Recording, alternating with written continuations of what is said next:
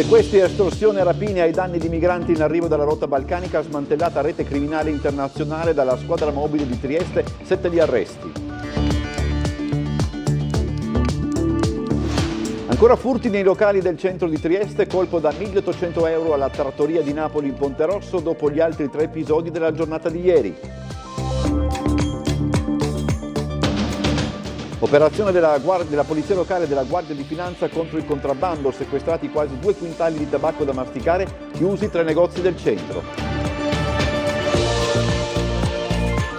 L'Ovovia ci lascerà tutti in mutande, lo striscione di protesta in piazza, il dibattito in Consiglio Comunale acceso dalle oltre 3.000 osservazioni presentate da cittadini e associazioni. La cabinovia può risolvere il problema del traffico dei parcheggi collegato al turismo a Trieste, l'apertura all'opera del presidente del Galcarso Pizziga. Stiamo lavorando per il ripristino della circolazione dell'acqua nella fontana dei 4 continenti, spiega il sindaco di piazza. Lo faremo in contemporanea con una nuova pavimentazione. Sprint, staffette lanci, l'entusiasmo degli alunni per i giochi sportivi delle scuole primarie paritarie FIDAE di Trieste a Campo Cologna. Telespettatori di Tele4, buonasera, benvenuti a questa edizione del nostro telegiornale. Sequestri, estorsioni, rapine. La polizia ha sgominato un'organizzazione di cittadini pakistani che gestiva con metodi violenti una rete di immigrazione clandestina attraverso la rotta balcanica. Gestivano un'organizzazione per portare in Italia clandestinamente immigrati attraverso la rotta balcanica. I 12 cittadini pakistani finiti nella rete della polizia. Il gruppo criminale operava tra Italia, Slovenia, Croazia e Bosnia e adottava nei confronti dei migranti metodi violenti, sequestro di persona a scopo di estorsione, lesioni e rapina. La maxi operazione condotta ieri dalla squadra mobile di Trieste, coordinata dalla direzione distrettuale antimafia, ha portato all'arresto di 6 persone. Un'altra è ricercata. Durante le indagini sono stati arrestati in flagranza per sequestro di persona altri 2 pakistani e indagati a piede libero altri 3. Determinante la collaborazione con le polizie slovena, croata e bosniaca. Le indagini sono partite nel febbraio dell'anno scorso, dopo la denuncia di un migrante indiano che, giunto clandestinamente a Trieste con un connazionale, era stato sequestrato in una casa di via Baiamonti e picchiato da 2 pakistani, i quali avevano filmato le violenze inviandole ai parenti per ottenere un riscatto di 2.000 euro. In quel caso la polizia intervenne, arrestò i 2 sequestratori liberando i cittadini indiani. Fu solo il primo di tanti episodi in seguito documentati grazie a intercettazioni e monitoraggio dei profili social degli indagati. Presa la banda di pakistani che nei giorni scorsi aveva rapito 3 indiani appena approdati a Trieste. Un tentativo di sequestro con richiesta di riscatto. Le indagini hanno poi ricostruito la rete di cittadini pakistani che dai campi profughi della Bosnia, in particolare da Bihac, portava in Italia migranti pakistani, nepalesi, afghani, indiani attraverso i boschi di Croazia e Slovenia. A Zagabria i clandestini venivano sistemati in appartamenti, da qui guidati in Slovenia e infine in Italia.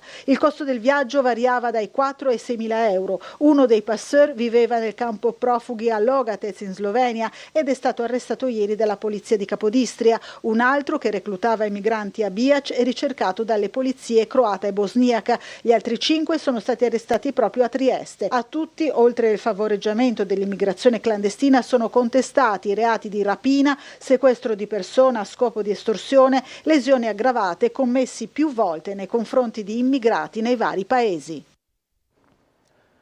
Ancora un furto in un locale del centro, una scia di episodi che sembra non aver fine.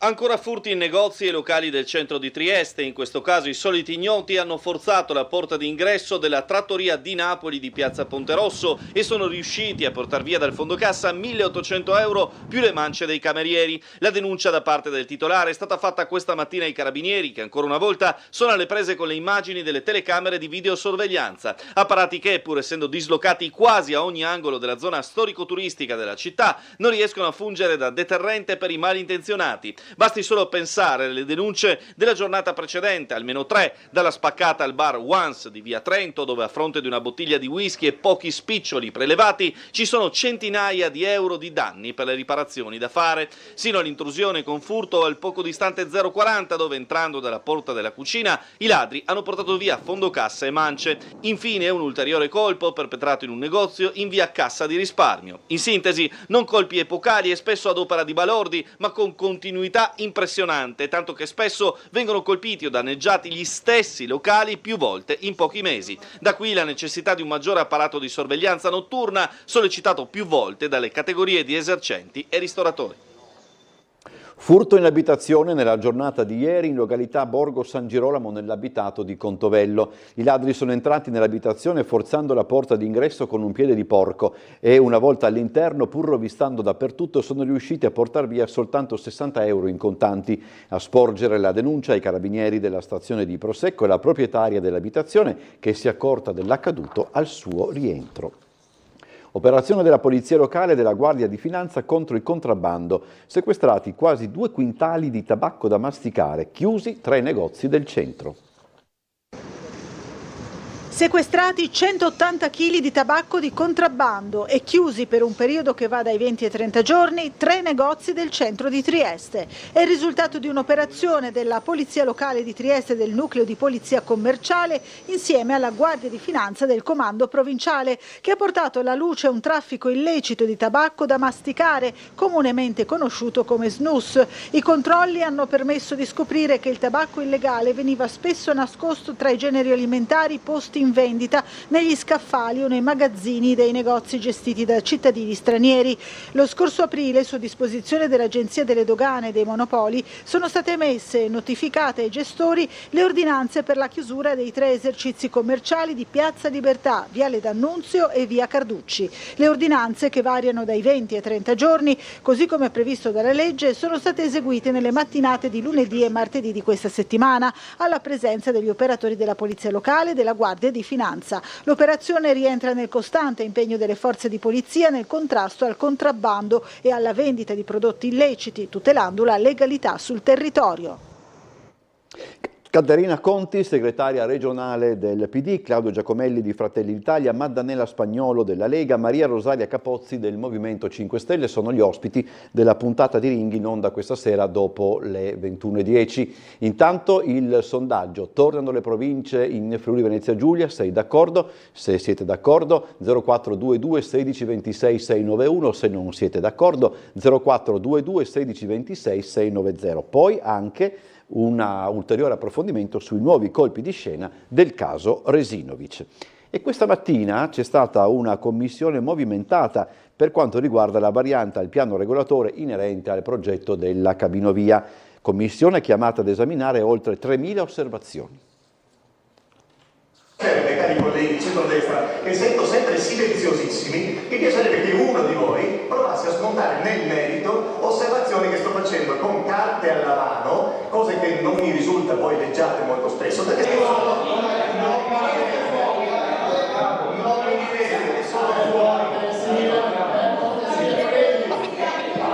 È cominciata così oggi in sesta commissione comunale a tema cabinovia, preludio di un finale altrettanto acceso. Al centro la delibera della variante 12 al piano regolatore vigente, con l'esame di 3.136 osservazioni di cittadini e associazioni, che ha incassato l'ok è destinato alla discussione in Consiglio Comunale. E così sarà, visto che dopo un lungo dibattere su come organizzare i lavori della riunione, sulla pertinenza di affrontare la discussione sebbene siano pendenti 5 ricorsi al TAR, inframmezzati da interventi su aspetti economici, sulla gestione del servizio, sull'utilità di avere una cabinovia a Trieste e quant'altro, un consigliere lato maggioranza ha chiesto di votare. In quelle ore di dibattito il bilancio è di molte posizioni espresse e poche osservazioni prese in esame. Sulle 3.136 una è stata letta dalla consigliera Pucci del Partito Democratico, 9 pagine per 18 minuti netti di lettura. Quindi, dito sul pulsante, il centrodestra ha i numeri e palla che ora passa al Consiglio Comunale. Non senza tensioni, con un finale faccia a faccia e a voce alta fra due caldi consiglieri ieri,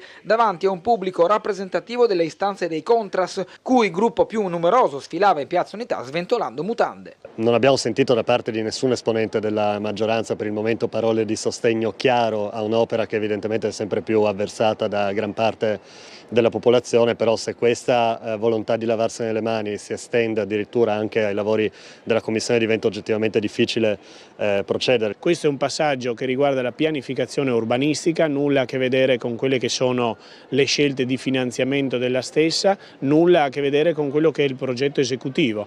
È un passaggio di pianificazione, quindi il nostro dovere è quello con responsabilità di dare risposta concreta a quelle che sono state anche le osservazioni di chi non è favorevole e di chi ha maturato un convincimento contrario.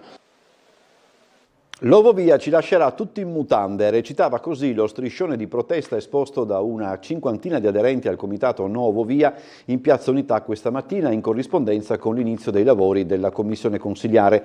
L'esposizione dello striscione è stata accompagnata da alcuni cori di protesta contro l'impianto a fune che nei progetti del Comune di Trieste collegherà Portovivo alla zona di Campo Romano a Opicina. Tra le domande fatte in aula, una riguardava gli aspetti ambientali. Il dirigente comunale Giulio Bernetti ha riepilogato la situazione al netto dei pareri favorevoli ottenuti a vari livelli.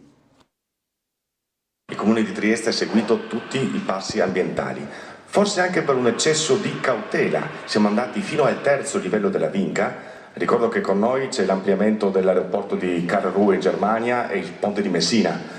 Tutte le altre opere che vengono fatte, compresa l'alta velocità ferroviaria in piena ZPS, si sono fermate al secondo. Noi proprio per dare la massima valutazione di potenziali, perché noi siamo andati al terzo, non perché creiamo danni, perché non si poteva escludere un danno. Siamo andati al terzo, abbiamo fatto così approfondimenti ulteriori, che non le ha fatte il Comune di Trieste, le ha fatte l'Università di Udine, concludendo che l'opera, così come proposta con le compensazioni, proprio sia in virtù della CO2 risparmiata, sia in virtù delle compensazioni che sono state fatte, complessivamente l'ambiente ne trae un beneficio. Questa è una valutazione dell'Università di Udine, non del Comune di Trieste. Questa valutazione è stata fatta propria dalla Regione, che l'ha trasmessa al Ministero dell'Ambiente, che ha chiesto delle integrazioni e poi alla fine ha confermato quello che ha mandato la Regione.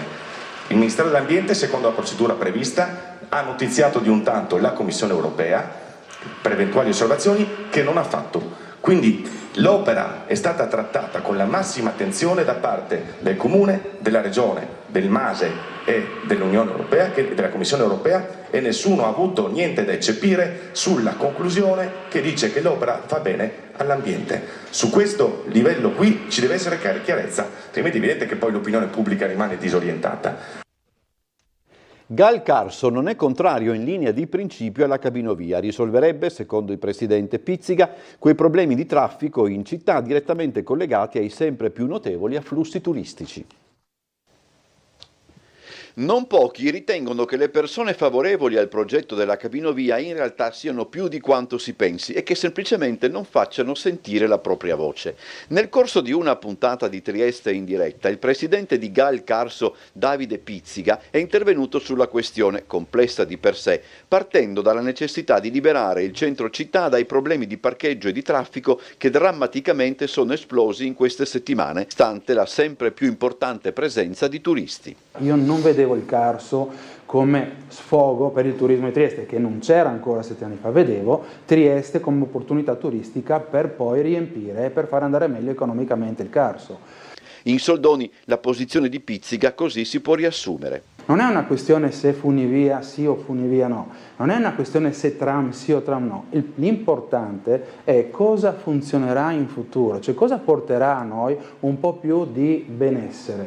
Nei giorni scorsi Gal Carso ha dato vita ad un incontro sulle buone e le cattive pratiche in un contesto turistico ed è sulla base di quanto accade altrove che Pizziga non chiude la porta, attenzione, all'idea di un collegamento via Fune con il Carso. Guardando i numeri, guardando l'estate, guardando anche l'Austria che fattura d'inverno nella Carinzia più di quello che fattura la Croazia d'estate sulla costa, non ho dubbi nel dirlo, però devono dirlo i grandi, quelli che comandano, devono dirlo i politici, perché noi dipendiamo da un governo. Non posso dire sì né no, perché altrimenti mi nemicherei uno o l'altro, per cui io rimango neutro, però vi ho già detto la risposta è ovvia. Ripristino della Fontana dei Quattro Continenti in Piazza Unità e verso un accordo con l'opposizione per l'asilo di Roiano. Ne abbiamo parlato con il sindaco di Piazza durante Sveglia Trieste. Siamo nell'ufficio del sindaco di Trieste Roberto Di Piazza, che questa mattina ha eseguito un sopralluogo in Piazza Unità, perché ne abbiamo parlato più volte anche a Ring del rifacimento della pavimentazione. Si pensa però anche al ripristino della fontana, tanto cara ai triestini, che aveva problemi di spandimenti. Mi ricordo Bernard Houet che scrivono che era il più grande architetto al mondo, abbiamo visto che disastro che ha fatto, compreso la fontana. C'è una sala sotto la fontana che arriva all'acqua del mare e ha bruciato tutti i motori, tutto per questo. Adesso sto lavorando per la fontana e ovviamente per rifare Piazza Unità d'Italia, perché avete visto come le pietre si sono sfaldate. Dario Macor, che era proprietario, è lassù che ci guarda, delle cave di Muggia, e mi disse: vedrai che queste pietre si sfalderanno. Difatti si sono sfaldate tutte. Come si può risolvere il problema fontana? Stamattina c'erano i tecnici del comune di Acegas, che tipo di lavoro si può fare? Bisogna smontare tutto, non spostarla, però è un grosso lavoro, si parla di 250-300 mila euro, però la metto dentro nella piazza. Quindi dentro nel computo, diciamo, dei lavori della piazza della ripavimentazione. Esatto. Tra l'altro questo farà parte, se non sbaglio, questo riparto di fondi che arriveranno in manovrina, come si dice così, anticipato da Sole Bertoli, da 36 milioni, in cui ci sarà dentro anche l'acquamarina, diciamo la nuova terapeutica. La nuova terapeutica, ma perché? Perché arriverà gente non solo che farà la fontana, ma che la gestirà, perché oggi, ricordatevi, è più difficile gestire che fare, capisci? Allora questi, che adesso non mi viene il nome, ma che sono specialisti in piscine, vedrai che faranno un ottimo lavoro. Bene, Sindaco, so che voleva ritoccare anche il tema dell'asilo di Roiano, perché lei ha detto: sono pronto ad aprire un discorso con l'opposizione, poi però ha detto anche, come dire, pesano i tanti emendamenti fatti sul tema. Ma incredibile, perché non abbiamo aperto l'asilo di Roiano? Perché sono arrivate 120 emendamenti da parte delle opposizioni e mi servirebbe di stare in consiglio comunale 3 mesi con 120 emendamenti, perché sono in 15, se ogni volta su ogni emendamento uno parla un'ora, fai un po' di conti. E allora insieme invece dovremmo fare le cose, perché quella che abbiamo fatto a Roiano l'abbiamo fatta insieme, perché c'era anche Cosolini a suo tempo, che per i 5 anni che è stato sindaco. E allora sto dicendo: perché non lavoriamo insieme per il bene della città? Punto di domanda. Ma c'è stata questa, diciamo, possibilità di incontro che aveva auspicato? C'è stato questo contatto? Loro l'hanno chiesto, adesso li riceverò e vediamo cosa mi dicono. Continua la convenzione tra il Comune di Trieste e la Trieste Trasporti sulla vigilanza alle fermate sugli autobus di linea. Assessore De Gavardo, continua la convenzione del Comune di Trieste con la Trieste Trasporti per garantire fino a fine anno il servizio di vigilanza a bordo degli autobus. Sì, esattamente così. Grazie a un fondamentale contributo della Regione, ringrazio l'assessore Roberti, a un'ottima collaborazione con la Trieste Trasporti, abbiamo appunto avuto la possibilità di rinnovare questa fondamentale collaborazione che prevede la presenza di un servizio di sicurezza sussidiaria sugli autobus della nostra città. Questa amministrazione si sta impegnando veramente da più punti di vista e su tutti i fronti per ascoltare la cittadinanza e per contrastare il degrado urbano. Gli autobus sono un fiore all'occhiello della nostra città e sono e devono rimanere un mezzo di trasporto assolutamente sicuro. Migliaia di ore di presenza di questi vigilanti sui mezzi, un successo. Devo dire che abbiamo sempre detto che la sicurezza è una priorità per l'azienda, sia per i conducenti che per i passeggeri, lo confermiamo. Dobbiamo ringraziare il Comune di Trieste che ci ha messo a disposizione queste risorse, la Regione con l'assessore Roberti che ha fatto la legge finanziaria e ce le ha concesse. Per il futuro immaginiamo quest'estate di partire immediatamente 6, 36, la 20 che fa un pezzettino anche a Muggia, ci serve, dobbiamo coprire, dobbiamo dare ai cittadini la tranquillità di un viaggio non solo confortevole ma anche sicuro. C'è stato il cedimento di una porzione di controsoffitto della piscina termale negli impianti della GIT di Grado. L'episodio è avvenuto nel primo pomeriggio. Al momento dell'accaduto erano presenti alcuni ospiti all'interno della vasca, ma nessuno è rimasto coinvolto. A titolo precauzionale la piscina termale resterà chiusa nei prossimi giorni, immediatamente avviate le verifiche tecniche per accertare le cause di quanto accaduto. Andiamo in pubblicità, poi ancora servizi.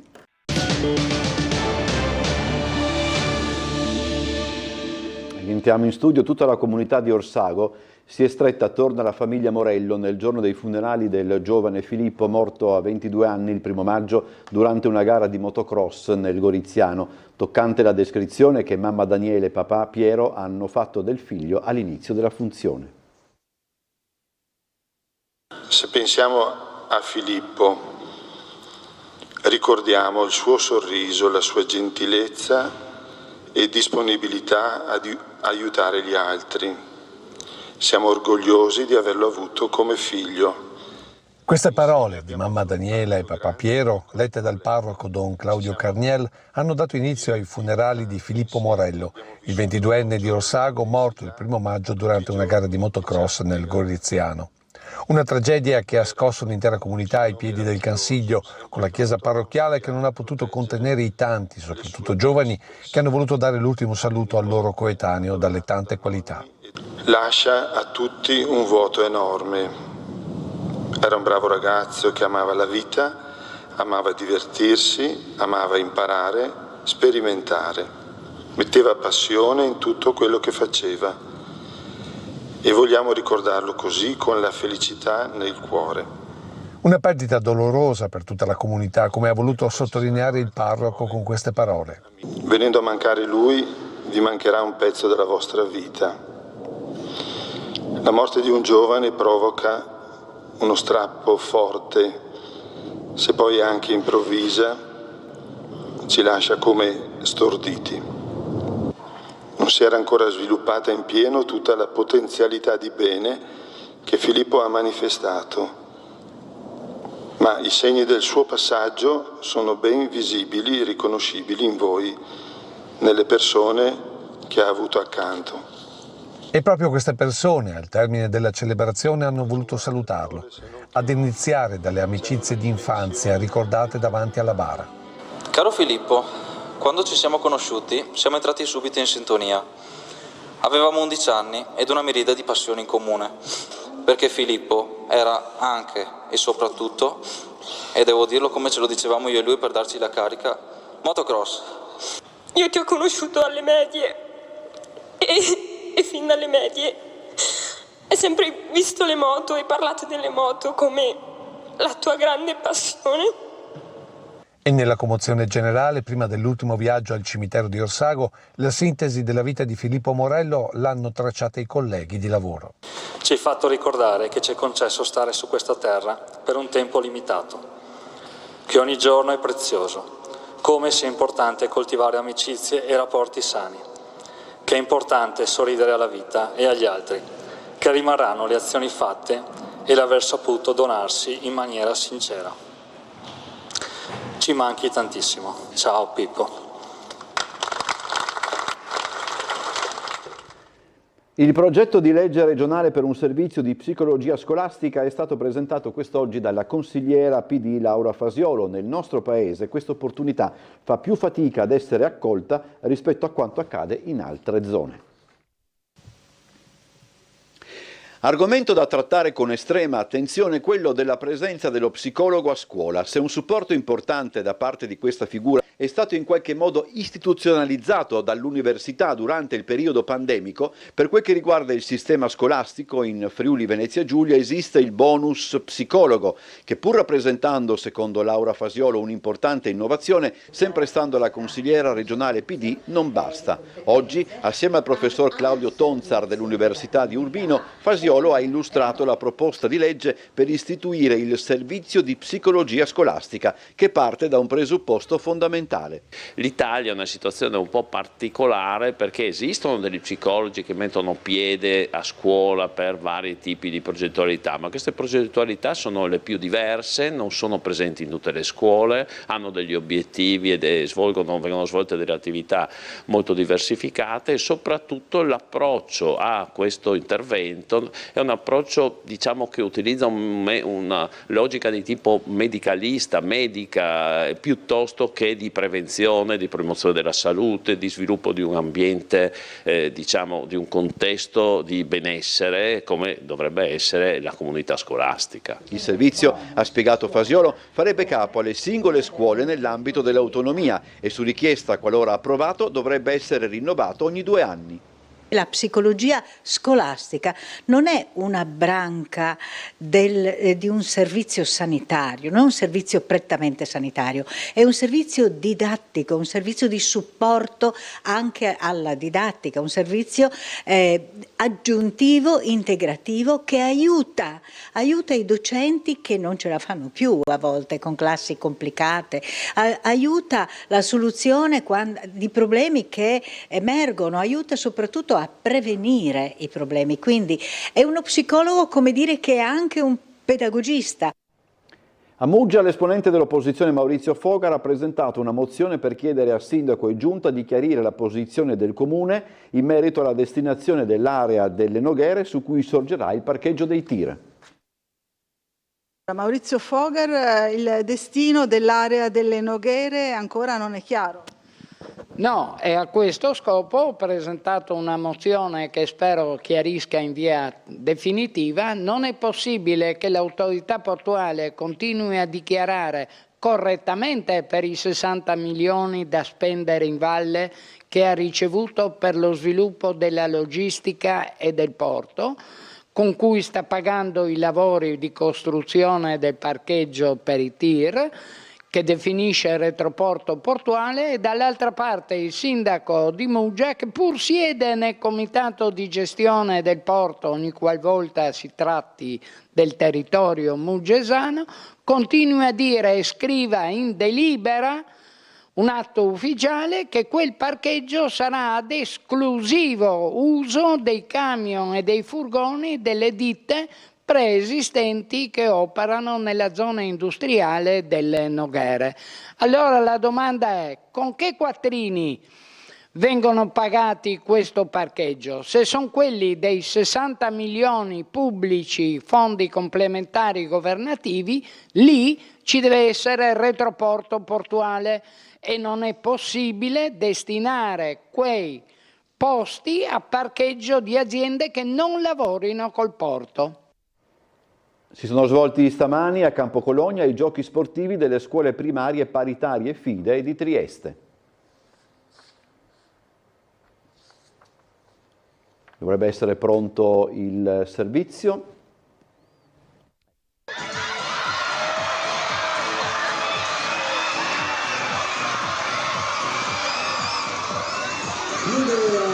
Non solo sport, ma un evento di incontro e condivisione, quello che ha coinvolto 6 scuole elementari confederate alla FIDAE, la Federazione Istituti di Attività Educative, che rappresenta le scuole di ispirazione cristiana, più i ragazzini dell'Istituto Ebraico della città della Bora. I giochi sportivi delle scuole primarie paritarie FIDAE di Trieste hanno permesso a tutti i bambini, a seconda delle loro abilità, di mettersi in gioco in una mattinata dedicata a corsa sprint, mira, lancio del vortex e staffetta, il tutto ospitato nell'impianto di atletica di Campo Cologna. Vediamo ovviamente grande coinvolgimento dei ragazzi, degli insegnanti, con l'obiettivo di lanciare appunto un messaggio, cioè si può fare sport tutto assieme. Mi sembra questo anche un po' il senso. Esatto, il nostro intento era proprio quello di riunire tutte le nostre scuole in un momento di festa, in un momento di gioia, prima ancora che di competizione. Ci sono le scuole cattoliche, ma c'è anche la scuola ebraica che fa parte della nostra rete, per cui abbiamo fatto proprio una rete estesa e ampliata, e ci fa piacere proprio questo ulteriore elemento nella nostra squadra. Programma tutta la mattinata? Tutta la mattinata, dalle 9 alle 12, inizieremo fra pochissimo. Stanno facendo un riscaldamento molto gioioso, per cui vedete che è una bella giornata che ci attende. Caldi sono caldi. Forza Collegio di Messe, sentiamo il coro. È molto bello essere qua. È tutto, ci vediamo domani alle 7 con Sveglia Trieste, buon proseguimento, arrivederci.